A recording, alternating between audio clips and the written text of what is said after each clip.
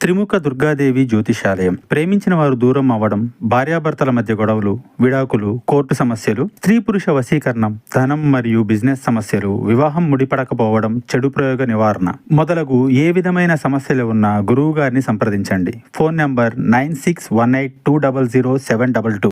ఈ రోజున నరకం అంటే ఏమిటో చూస్తారు. పరిస్థితులు ఈ విధంగా పగబట్టాయి, ఏం జరగబోతుంది, ఇది భగవంతుని పరీక్ష సమయమా అంటే అవుననే అంటున్నారు జ్యోతిష్య పండితులు. ప్రతి ఒక్క వివరము కూడా ఈ వీడియోలో సవివరంగా తెలుసుకుందాము. వీడియో మీకు నచ్చితే తప్పకుండా ఒక చిన్న లైక్ చేసి మమ్మల్ని సపోర్ట్ చేయండి. ఇక ఆలస్యం లేకుండా వీడియోలోకి అయితే మనము వచ్చేద్దాము. ఖచ్చితంగా ఈ రోజున వీరికి ఇలా జరగబోతుంది. జీవితంలో అత్యంత క్లిష్టమైన అంతరంగిక పోరాటం మొదలవుతుంది. ఇది హఠాత్తుగా వచ్చేది కాదు. కొన్ని రోజులుగా మీరు అనుభవిస్తున్న అవమానాలు, అలాగే మౌనం, ఎదురు దెబ్బలు అన్నీ కలగలసి ఒక శిఖరాన్ని తాకుతాయి. ఈ సంఘటనల కారణంగా మీరు ఇదేనా జీవితం అనే ప్రశ్నను మీరు మనసులోనే ప్రశ్నించుకుంటారు. ఇక ఈ రోజున శని దృష్టి ఈ రాశి వారిపై బలంగా ఉంది.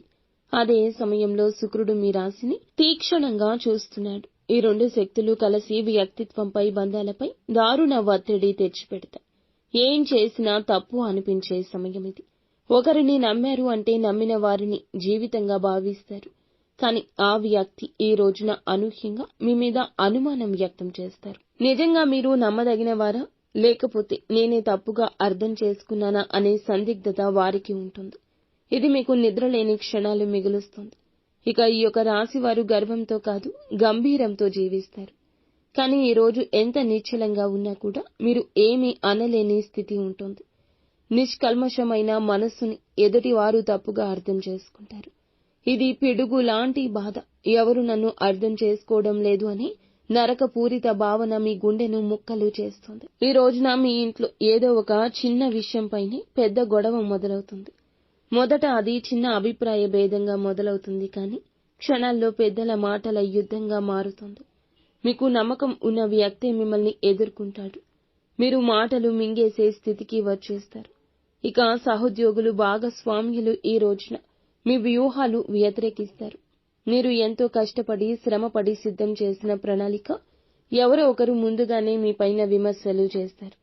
నిశ్శబ్దంగా ఉంటే అది దుర్బలంగా భావిస్తారు. మీరు స్పందిస్తే దాన్ని అహంకారంగా భావిస్తారు. ఇది నరకపు రెండవ ముఖం. ఏం చేసినా తప్పే అనిపిస్తుంది. భౌతికంగా అలసట, తలనొప్పి, ఒత్తిడి ఉన్న దాంతో పాటుగా మానసికంగా కూడా కృంగిపోతారు. ఈ కలయిక ఈ నరకానికి శరీర రూపం. ఇక ఈ రోజున మీరు విన్న ఒక వార్త, ఒక మాట, ఒక కామెంట్ మీకు భరించలేని బాధ ఇస్తుంది. అది ఒక పరిచయస్తుడి నుంచి వస్తుందా, కుటుంబ సభ్యుడి నుంచి వస్తుందా అనేది కాదు. ఆ మాటల వెనుక గల ఉద్దేశ్యం మిమ్మల్ని నీరుగారుస్తుంది. చాలా స్పష్టంగా ఒక విషయాన్ని చెప్పిన వారు దాన్ని వక్రీకరిస్తారు. నిదానంగా వ్యవహరిస్తే స్పందించలేరు అనుకుంటారు. గట్టిగా మాట్లాడితే దురుసు అనుకుంటారు.